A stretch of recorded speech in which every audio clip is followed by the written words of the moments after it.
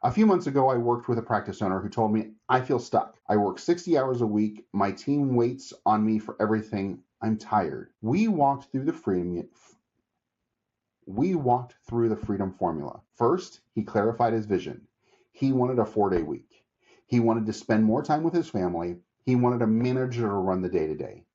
Then we built 5 basic systems. Nothing fancy, just simple steps the team could follow without him. Next, we set up a weekly rhythm for review and coaching. 6 months later, here's what's changed. He went from 6 days a week to 4 days a week. His revenue increased by 40%. His stress dropped dramatically. His team ran the operations. He got his evenings back.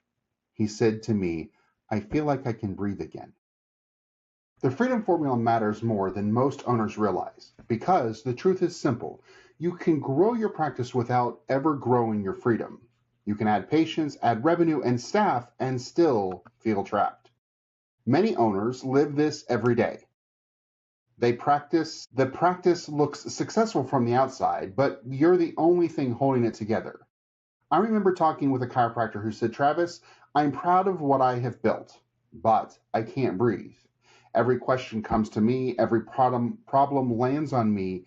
Even if I step away, the wheels fall off. The feeling is common. You're not alone in it, so don't feel bad about that. And it's not because you are bad at business, it's because no one ever showed you a freedom formula that works in real life. Today, I'm going to walk you through the formula I use to help owners build a business that runs without them. A simple structure that helps you take back your time while still growing profits. If you feel tired, stretched thin, or stuck in the same loop every week, this episode will speak to you. Let's get started. Welcome to The Growth Advantage, the podcast that helps business owners build profitable, self-running companies so that you can take back your time. I'm your host, Travis Lairson. I'm a business coach and the creator of the Growth Advantage Plan, a simple 3-step system that helps business owners stop trading their personal lives for revenue. The plan is simple. Clarify the vision, systematize for scale, and execute with coaching. It works because you build around structure, not stress, and you shift from being the operator to being the owner. Every episode blends strategy, real stories, and clear action steps so that you can apply this right away. Let's walk through the freedom formula and break it down so you can use it in your practice this week. In this episode, we'll cover what the freedom formula is, why most owners never build it, how clarity shapes your role, how to systematize without complexity, why execution is where most owners fall short, and how to apply the Growth Advantage Plan in a simple, practical way. This episode is about building a business that supports your life, not running a life that supports your business. Let's jump in. So for the first part, what the freedom formula really is. The freedom formula isn't a motivational idea. It's not mindset alone. It's a structure. It's the path that moves you from being needed every minute to being involved by choice. The formula has 3 points. 1, clarity. Know your role, your limits, your goals, and the direction of your practice. 2, build simple, repeatable steps for the tasks that keep the business moving. And 3, build habits, rhythms, and accountability that keeps everything on track. So step 3 is all about execution. When these 3 parts work together, you gain time, you gain control, you gain freedom, both financial and personal. Let me give you a picture. Imagine a triangle. At the top is clarity. On the left-hand side is systems, and on the right-hand side is execution. That triangle is the freedom formula. Remove one side and the whole structure collapses. Most owners focus on effort. They try to push harder, work more hours, solve more problems. But effort can't create freedom. Only structure can do that. The freedom formula gives you the structure you need. Next, Let's talk about why most owners never build it. Most owners fail to build a freedom formula for 3 reasons. Reason number 1, you've never had space to think. You open your practice, the work piled up, and you never stopped to design the business around your life. You build the work first, then try to squeeze life around the edges. Reason 2, you were trained to take control.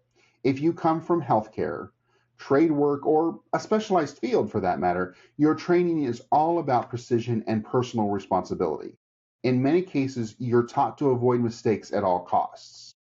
Now, for a surgeon, a mistake can be life or death. For a plumber, it may not be life or death, but you were both taught precision. You were both taught exactly how to do something and to do it without mistake. So think about that. Leadership is different. Leadership requires letting go, trusting others, and building processes that work without you. That's completely uncomfortable at first, but it is required. And reason number 3, no one ever taught you the business side. You're excellent at your craft. If you're a surgeon, you went to medical school, you spent 400 years in school, and at no point in time did you probably take an accounting class or a business class or a business strategy class. Same thing for plumbers, roofers, you name it. If you are in a specialized trade or specialized craft or a specialized occupation, you learn that occupation in and out, but you never took business classes for the most part. You're excellent at your craft, but no one ever gave you a path for systems, team development, or leverage. You're not lacking talent, you're lacking a plan. That's what the freedom formula fixes.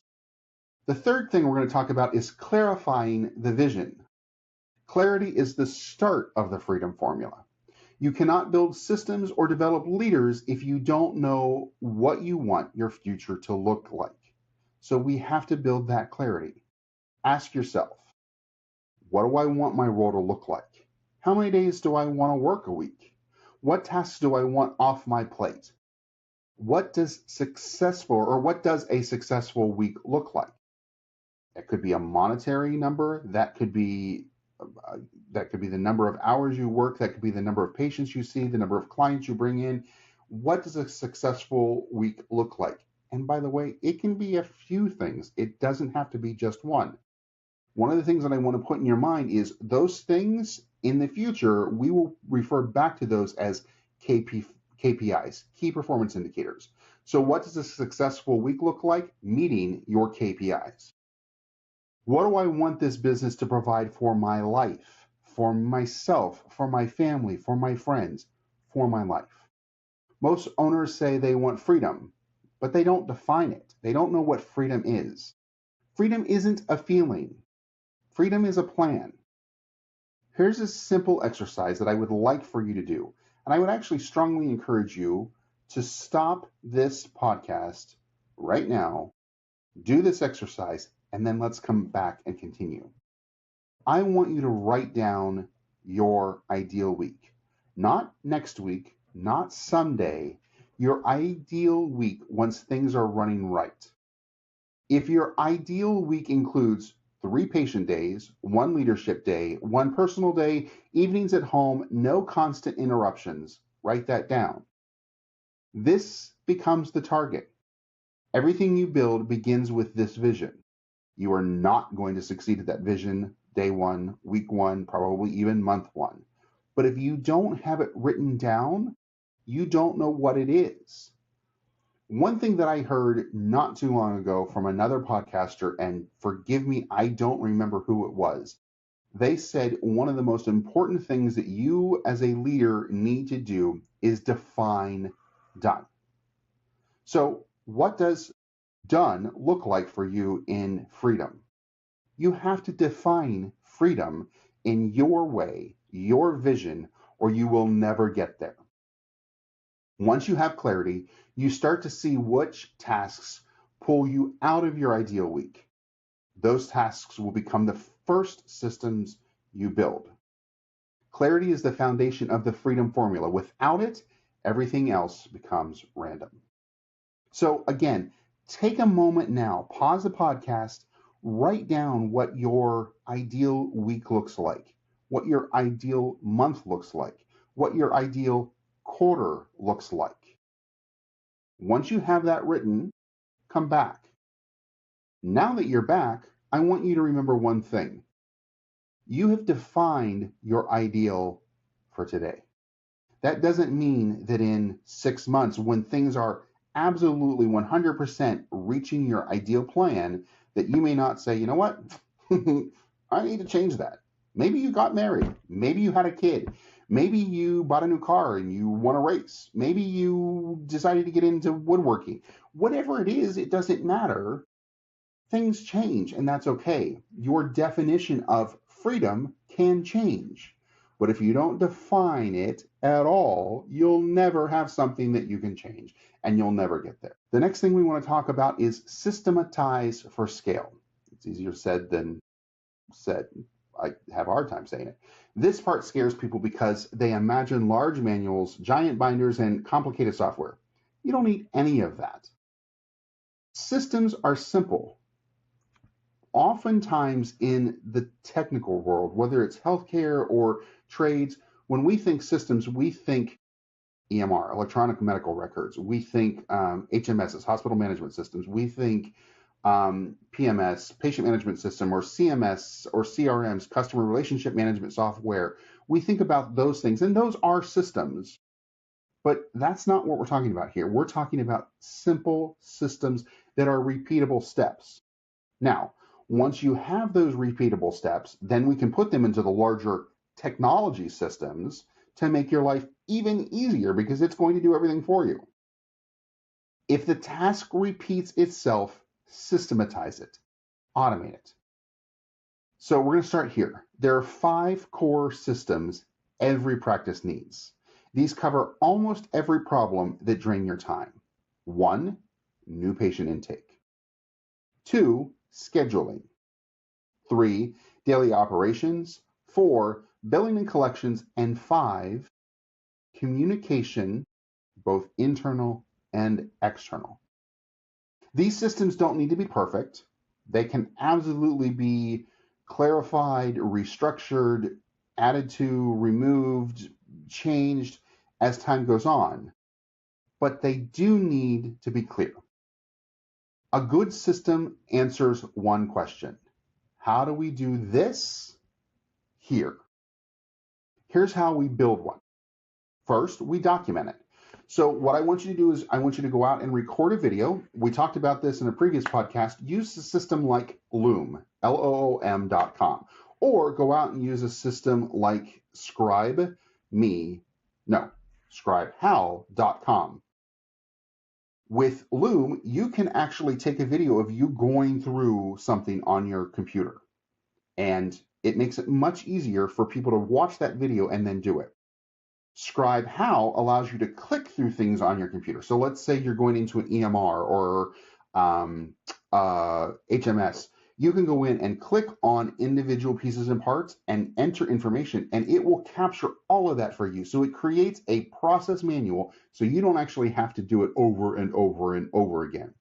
If Loom or if ScribeHow don't work for you, simple checklists are a great way to make sure that we've documented the process. Then, 2, we train. We show your team how it works. We make sure that they don't have any questions, make sure it's very clear, and go from there. 3, we delegate it. You let someone else own it.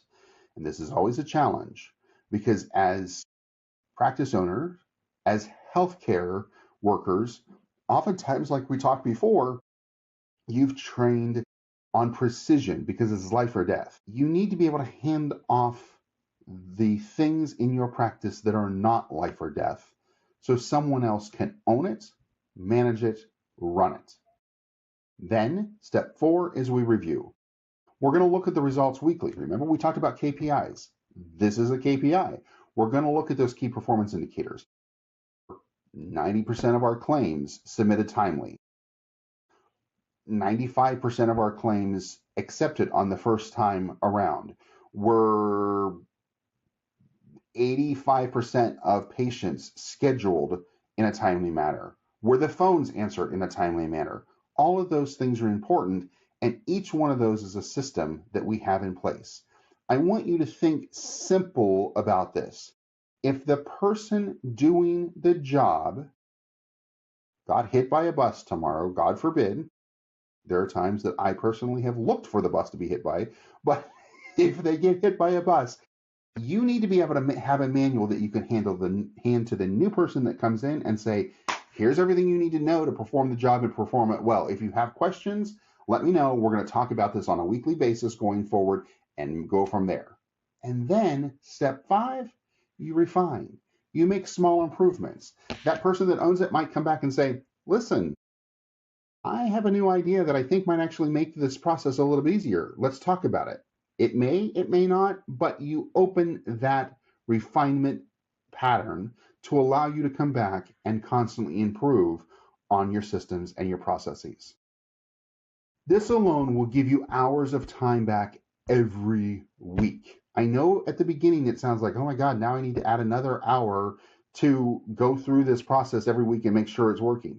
I promise you, after the first couple of weeks, the refinements are going to be so small that they're going to be minimal. They're just going to happen themselves, and you're just checking the KPIs to see that it worked. And if it doesn't, you're going to ask the question, what could we have done differently? One of my clients documented her intake process, trained her team, and then automated half of it. She gained 8 hours a week back in her schedule. With that time, she built a membership program that added new recurring revenue to her practice. The freedom formula works because systems remove pressure. They remove chaos. They give you space to lead. The next thing we're going to talk about is executing with coaching. Execution is the missing piece for most owners. You understand clarity, you understand systems, but staying consistent is where everything falls apart. You have good intentions, everybody does. And then you get hit with a staff issue, a patient issue, a tech problem, a scheduling mess, billing problems, personal responsibilities, a busy week. The list continues and goes and moves and never stops. And everything gets pushed to the side. That's why coaching matters. That's why coaching matters. Coaching creates consistency. Coaching keeps momentum. Coaching helps you stay aligned with your ideal week.